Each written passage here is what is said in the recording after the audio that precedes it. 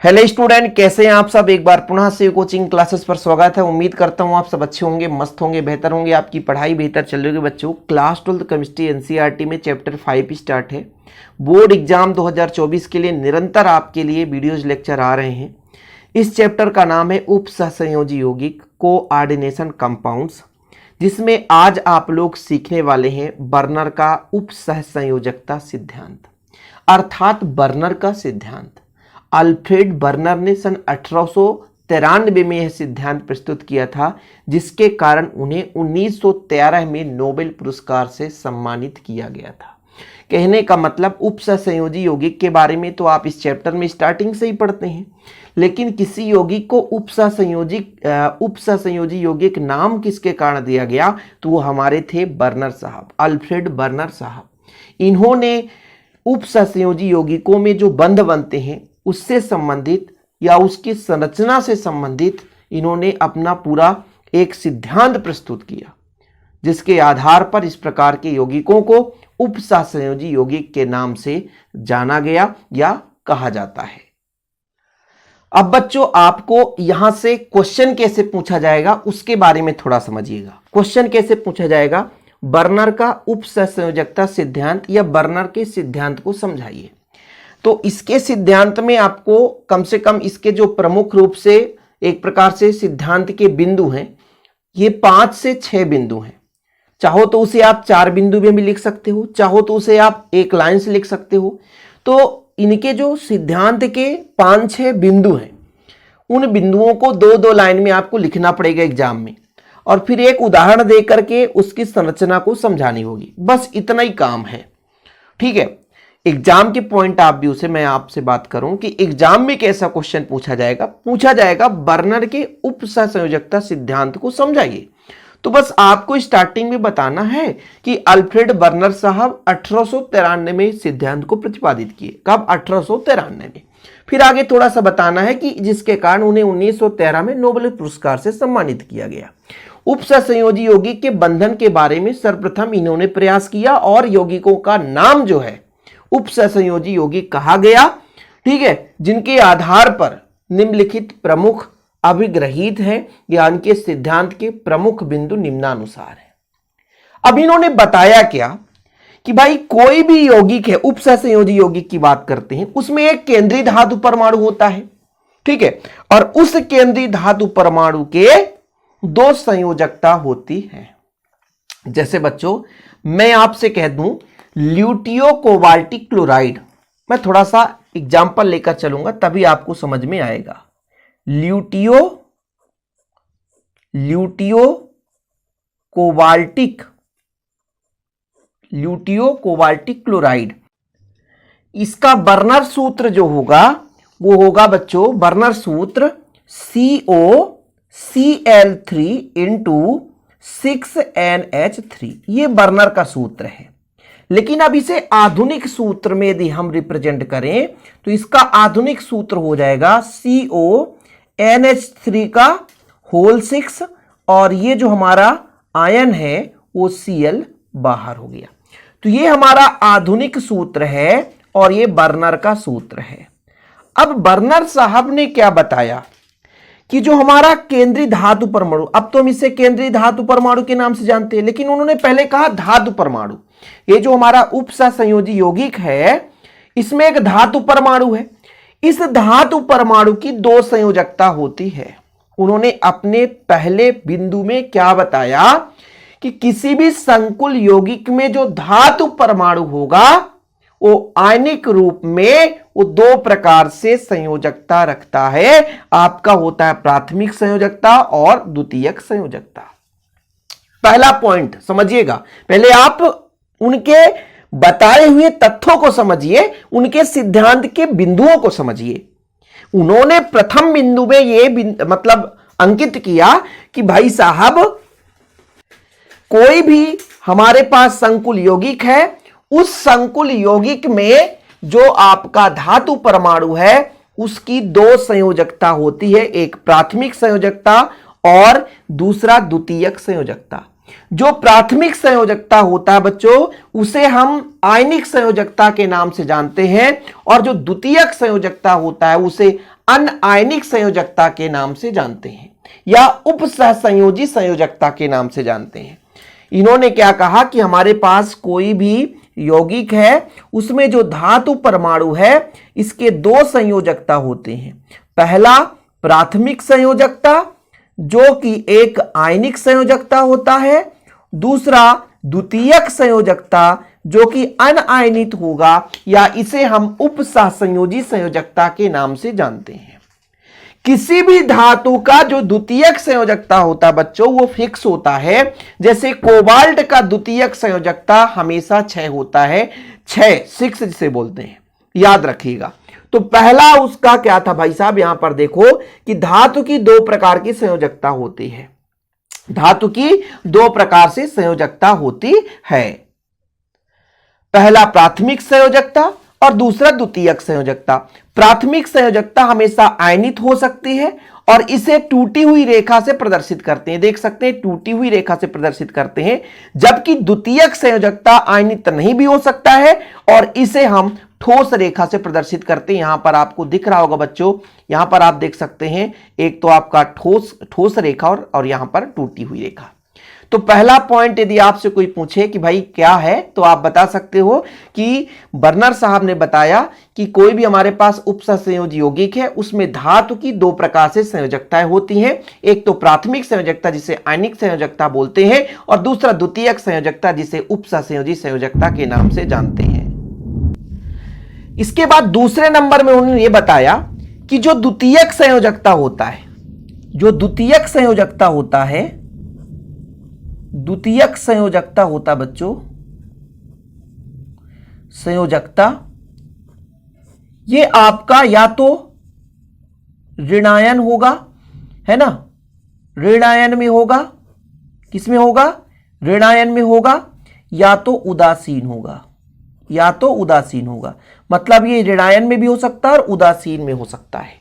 लेकिन जो प्राथमिक संयोजकता होता है वो हमेशा, जो प्राथमिक संयोजकता होता है वो हमेशा बच्चों किसमें होता है, वो ऋणायन में होता है। अर्थात जो प्राथमिक संयोजकता होता है वो ऋण आयन से संतुष्ट होती है। यानी केंद्रीय धातु परमाणु, यहां पर आपका केंद्रीय धातु परमाणु क्या है, कोबाल्ट है। केंद्रीय धातु परमाणु में जो प्राथमिक संयोजकता होती है वो ऋण आयन से संतुष्ट होती है, जबकि वहीं पे हम द्वितीयक संयोजकता की बात करते हैं तो ऋण आयन अथवा उदासीन अणु से संतुष्ट होती है। ठीक है, आप लोग लिखते चलें, पहले नंबर में पॉइंट में लिखेंगे, आप मेरे बताए के अनुसार लिखें, बाकी आप लोगों के लिए स्क्रीनशॉट लेने का समय दूंगा, बिल्कुल आप निश्चिंत रहें। ठीक है, आप लोग दूसरे नंबर में, जैसे आपने पहले नंबर में लिखा कि धातु के 2 प्रकार संयोजकता होते हैं, एक प्राथमिक संयोजकता और दूसरी संयोजकता। प्राथमिक संयोजकता आयनित हो सकती है, इसे टूटी हुई रेखा से प्रदर्शित करते हैं। द्वितीयक संयोजकता आयनित नहीं भी हो सकती है, इसे ठोस रेखा से प्रदर्शित करते हैं। दूसरे नंबर पे आप लिख लो कि जो भी हमारा केंद्रीय धातु परमाणु है, ये जो केंद्रीय धातु परमाणु जैसे कोबाल्ट है, ठीक है, इसमें आयन की जो प्राथमिक संयोजकता है वो ऋण आयन से संतुष्ट होती है। यानी प्राथमिक संयोजकता जैसे क्लोरीन प्राथमिक ऋण आयन से संतुष्ट होती है। और फिर तीसरे नंबर में लिखना कि केंद्रीय धातु परमाणु की ये जो द्वितीयक संयोजकता होती है वो ऋण आयन से, किससे किससे, ऋण आयन से, किससे बच्चों, ऋण आयन से और उदासीन अणु द्वारा भी संतुष्ट होती है। क्योंकि मैंने पहले बताया कि प्राथमिक संयोजकता हमेशा ऋणात्मक होगा, लेकिन जो द्वितीयक संयोजकता है वो आपका ऋणायन भी हो सकता है और उदासीन भी हो सकता है। ठीक है बच्चों, तो 3 पॉइंट तो क्लियर है, कोई दिक्कत तो नहीं है। चौथे पॉइंट में यह था कि प्रत्येक तत्व अपने दोनों प्राथमिक तथा द्वितीयक संयोजकता को संतुष्ट करने का प्रयास करता है। ऐसा नहीं है कि हम प्राथमिक पर ज्यादा फोकस कर सकते हैं, द्वितीयक पर कम। भाई बर्नर साहब ने कहा कि कोबाल्ट ने दोनों को बंद बनाकर रखा है, चाहे वो ऋणात्मक हो, चाहे उदासीन हो, चाहे धनात्मक लिगेंड हो, कोई भी हो, प्राथमिक संयोजकता से जुड़ा हो या द्वितीयक संयोजकता से जुड़ा हो, दोनों को संतुष्ट करने का प्रयास करता है। 4 पॉइंट हो गए, फटाफट एक बार रिवाइज करते चलो ताकि पेपर में दिक्कत ना हो सके, याद हो जाए। प्रत्येक धातु की 2 संयोजकता होती है, प्राथमिक और द्वितीयक। फिर दूसरे नंबर में लिखना है कि प्राथमिक जो संयोजकता होती है वो ऋणात्मक आयन से संतुष्ट होती है। तीसरे नंबर लिखना है धातु की अर्थात केंद्रीय धातु परमाणु की जो द्वितीयक संयोजकता होती है वो ऋण आयन व उदासीन से संतुष्ट होती है, ऋण आयन व उदासीन से।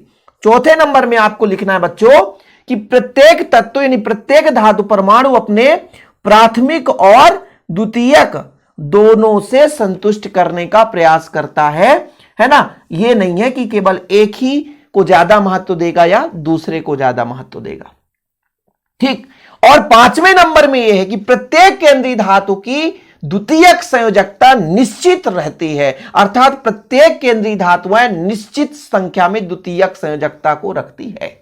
और फिर छठा नंबर है केंद्रीय धातु आयन के चारों ओर त्रिविम में द्वितीयक जो संयोजकता होती है सदैव निश्चित स्थान पर रहती है।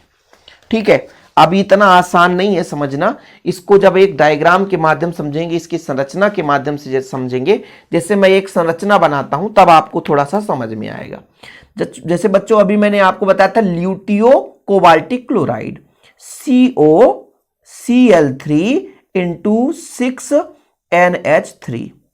अब ये बताया गया पांचवें पॉइंट में मैंने आपको बताया कि प्रत्येक केंद्रीय धातु आयन की निश्चित संख्या में द्वितीयक संयोजकता रखते हैं। मतलब जो भी हमारे पास केंद्रीय धातु है, जैसे हमारे पास ये कोबाल्ट है, इसकी निश्चित संख्या में द्वितीयक संयोजकता होती है जिसे उपसंयोजी संयोजकता के नाम जानते हैं। और कोबाल्ट की हमेशा 6 होती है, कोबाल्ट की हमेशा 6 होती है। और छठे नंबर में बताया कि केंद्रीय धातु में जो इसके चारों ओर त्रिविम में द्वितीयक संयोजकता की निश्चित स्थान होती है। जैसे यहां पर मैं कह दिया कोबाल्ट है, कोबाल्ट में 6 NH3 निश्चित स्थान पे जुड़े हैं। मैंने कहा एक द्वितीयक संयोजकता को ठोस लाइन से 2 6 बनाना है ना, 3 4 5 और ये 6 NH3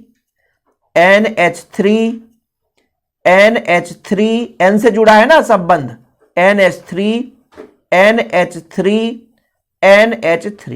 ये आपके जो द्वितीयक संयोजकता है वो फिक्स है और इसके त्रिविम में मतलब इसके चारों ओर एक निश्चित स्थान पर द्वितीयक संयोजकता जमा रहता है। ठीक है। इसके बाद प्राथमिक संयोजकता रिप्रेजेंट करना पड़ेगा, 3 है तो जैसे मैं 3 को एक इधर दर्शा दिया Cl और 2 इधर दर्शा दिया। ठीक है, एक Cl ये एक Cl ये, तो ये इसकी संरचना बन चुकी है। अब इस संरचना से आप लोग समझो कि ये जो आपका टूटी हुई रेखा है बच्चों, ये टूटी हुई रेखा है, इसको टूटी हुई रेखा से 3 ये टूटी हुई रेखा है। ठीक है ना, ये टूटी हुई रेखा है। तो भाई साहब हमारे बर्नर साहब ने क्या बताया, बर्नर साहब ने ये बताया कि किसी भी धातु में 2 प्रकार की संयोजकता पाई जाती है। एक तो प्राथमिक संयोजकता जिसे टूटी हुई रेखा से हम दर्शाते हैं, और एक द्वितीयक संयोजकता होती है जिसे हम ठोस लाइन से दर्शाते हैं। प्राथमिक संयोजकता जो है ये आयनित हो सकती है और द्वितीयक संयोजकता जरूरी नहीं है कि वो आयनित हो। ये पहले नंबर में बताया। दूसरे नंबर में उन्होंने ये बताया कि प्राथमिक संयोजकता सदैव ऋणात्मक आयन से संतुष्ट होती है। प्राथमिक जो आपकी भैया देखो संयोजकता सदैव ऋणात्मक आयन, यहां 3 क्लोरीन नेगेटिव है, तो प्राथमिक जो संयोजकता होती है हमेशा ऋणात्मक आयन से संतुष्ट होती है। और तीसरे नंबर में क्या लिखना है, जो द्वितीयक संयोजकता होती है किसी भी केंद्रीय धातु परमाणु का जो द्वितीयक संयोजकता होता है वो ऋण आयन से भी संतुष्ट हो सकता है और धनात्मक आयन से उदासीन परमाणु से संतुष्ट होती है। चौथे नंबर में क्या कहा गया कि ये जो हमारा केंद्रीय धातु परमाणु है वो आपके प्राथमिक संयोजकता और द्वितीयक संयोजकता दोनों को भी संतुष्ट करने की कोशिश करता है, दोनों को संतुष्ट करने का प्रयास करता है। ठीक है, कभी कभी आप एक ही परमाणु के साथ जैसे कोबाल्ट जो है मान लीजिए क्लोरीन के साथ प्राथमिक और द्वितीयक दोनों संयोजकता प्रदर्शित करने के लिए कोशिश करता है। 5वें नंबर में यह कहा गया कि किसी भी धातु परमाणु की बात करेंगे, केंद्रीय धातु आयन की बात करेंगे, इसमें द्वितीयक संयोजकता फिक्स है। जैसा कि यहां पर हमने कहा कि 6 जुड़े हुए हैं, 6 फिक्स है। हर एक कोबाल्ट का द्वितीयक संयोजकता 6 होता है, ये फिक्स है उसका। ठीक है बच्चों, कोबाल्ट का द्वितीयक संयोजकता 6 होता है, ये फिक्स है। और 6ठे नंबर में कहा गया कि केंद्रीय धातु आयन के चारों ओर त्रिविम में द्वितीयक संयोजकता सदैव निश्चित स्थान पर होती है। और यही 6 सिद्धांत मतलब 6 बिंदु हैं जो कि बर्नर के सिद्धांत के आधार पर इसको आपको एग्जाम में लिखना है। और एक मैंने डायग्राम समझा दिया। कोई बात नहीं बच्चों, पहले लिखने का तरीका आप लोगों को क्लियर होना चाहिए। आप स्क्रीनशॉट ले लो तब कुछ समझ में आएगा। जैसे मैं यहाँ पे 4 पॉइंट में ही समझा दूंगा पूरा कंप्लीट। जैसा कि मैंने कहा धातु की 2 संयोजकता होती है, प्राथमिक और द्वितीयक। प्राथमिक आयनिक हो सकती है लेकिन द्वितीयक आयनित नहीं हो सकती है ना। जरूरी नहीं है कि द्वितीयक आयनित हो, द्वितीयक संयोजकता आयनित नहीं हो सकती। इसे ठोस रेखा से प्रदर्शित करते हैं। कहने का मतलब जो द्वितीयक संयोजकता होती है वो किसी भी यौगिक के साथ जब क्रिया कराओगे तो क्रिया नहीं करेगी, वो आयन के रूप में नहीं बनेगा। ठीक है, देखो दूसरा नंबर, प्रत्येक धातु परमाणु अपनी प्राथमिक और द्वितीयक दोनों संयोजकता को संतृप्त या संतुष्ट करना चाहती है। यहां पर यह चीज है। और जबकि मैंने 2 और बताया, 2 कौन सा बताया कि किसी भी केंद्रीय धातु परमाणु में है जो प्राथमिक संयोजकता ऋणायन को संतुष्ट करती है। लिखो आप लोग, 1-2 पॉइंट और मैंने बताया। जैसे यहां पर लिखा है कि प्राथमिक संयोजकता आयनित हो सकती है, मतलब प्राथमिक जो केंद्रीय धातु परमाणु की जो प्राथमिक संयोजकता है वो ऋण आयन से संतुष्ट होता है। दूसरे नंबर में लिख लो, तीसरे नंबर में लिख लो, केंद्रीय धातु परमाणु आयन में द्वितीयक संयोजकता ऋण आयन अथवा उदासीन से संतुष्ट होता है। तो ये चीज लिख लिए। फिर आप तीसरे नंबर में लिखो, प्रत्येक धातु परमाणु प्राथमिक और द्वितीयक दोनों संयोजकता को संतुष्ट करता है। अगला नंबर, प्रत्येक धातु आयन की द्वितीयक संयोजकता निश्चित होती है। फिर अगला नंबर, द्वितीयक संयोजकता त्रिविम में निश्चित दिशाओं में स्थित होती है, अर्थात इनकी निश्चित ज्यामितीय व्यवस्था होती है। यह चीज आप लोगों को तैयार कर लेना चाहिए ताकि दिक्कत ना हो सके ना बच्चों। इतना समझ लो। 6 पॉइंट मैंने बताया है कि धातु आयन की 2 संयोजकता, प्राथमिक द्वितीयक है ना। प्राथमिक जो है आयनित हो सकता है, आयनित को संतुष्ट करेगा, मतलब ऋणात्मक आयन से संतुष्ट होगा। द्वितीयक संयोजकता ऋणात्मक आयन और उदासीन अणु से संतुष्ट होगा। प्रत्येक धातु अपने प्राथमिक द्वितीयक दोनों को संतुष्ट करना चाहता है। प्रत्येक धातु आयन की द्वितीयक संयोजकता निश्चित होती है। जैसे यहां पर देखो, प्लेटिनम कॉपर पैलेडियम का 4 होता है और यहां पर बच्चों आपका दोनों में सेम है क्या। यहां पर प्लेटिनम 4 पॉजिटिव है और प्लेटिनम 2 पॉजिटिव मान के चलेंगे। ठीक है, आयरन 2 पॉजिटिव है, क्रोमियम 3 पॉजिटिव है। इस स्थिति पे उपसह संयोजकता 6 होगी और इसमें इनकी जैसे platinum 2 positive, copper 2 positive, palladium 2 positive पर इसकी उपसह संयोजकता 4 होती है, मतलब फिक्स होती है। इसके बाद ये बोला गया कि द्वितीयक संयोजकता त्रिविम में निश्चित दिशाओं में फिक्स होती है, ये चीज है। ठीक है, जैसे बर्नर के सिद्धांत के आधार पर हम इन दोनों को दर्शाएंगे बच्चों, एक आपका ये, एक आपका ये, दोनों को हम दर्शा देंगे ताकि एग्जाम में आपको दिक्कत ना हो सके, एग्जाम में आपको दिक्कत नहीं होगा। तो पहले नंबर में इसको मैंने दर्शाया था, फिर से एक बार हम दर्शा देते हैं। कोबाल्ट हो गया, इसमें कितने NH3, तो 6 NH3, लो भैया 6 NH3, ये NH3, ये NH3, ये आपका NH3, ये आपका NH3, ये आपका NH3 और ये आपका NH3। फिर बच्चों आपको 2 क्लोरीन दर्शाना है, एक क्लोरीन इधर कर दो, एक क्लोरीन इधर कर दो, एक क्लोरीन टूटी हुई रेखा से, ये आपको संरचना हो गई। सिंपल है, कुछ भी नहीं है। इसके बाद आपको इसको बताना है। यहां पर देखो 5 NH3 जो बाहर है वही आपका बच्चों सीधा है। कोबाल्ट के 6, ये यहाँ पे 6 जो है ना, यहाँ पे ये जो कोबाल्ट है 1 2 3 4 5 6, देखो NH3, फिर बच्चों NH3, मान लो NH3 और आपका O से जुड़ेगा ना तो OH2, ये हो गया। इसके बाद 3 आपके पास कैसे हैं, Cl और ये Cl। ये बर्नर के सिद्धांत के आधार पर हमने संरचना बना दिया। तो इतना ही लिखना बच्चों और आप लोग संरचना बना लो। इसके आधार पर एक बहुत ही महत्वपूर्ण क्वेश्चन है, लेकिन उसे आप लोगों को अभी पढ़ना नहीं है। 12th क्लास के बोर्ड एग्जाम के हिसाब से जो मैंने समझाया है इतना काफी है। इतना यदि आप तैयार कर लेते हैं तो पूरे के पूरे अंक मिलेंगे। 6 पॉइंट मैंने बताया और 1-2 डायग्राम आप बना देना। ठीक है, जैसे मैंने इन दोनों का डायग्राम बनाकर सिखा दिया भाई, इन दोनों का आप लोग बना देना और एग्जाम के पॉइंट ऑफ व्यू से आप अच्छे तरीके से तैयार कर लेना। यदि इसका हैंड रिटन नोट्स चाहिए तो आप कॉन्टैक्ट नंबर लिख लो 9685 29 91 49। बच्चों 100 रुपीज चार्ज लगता है, प्रॉपर रूप से हैंड रिटन नोट्स दिए जाते हैं।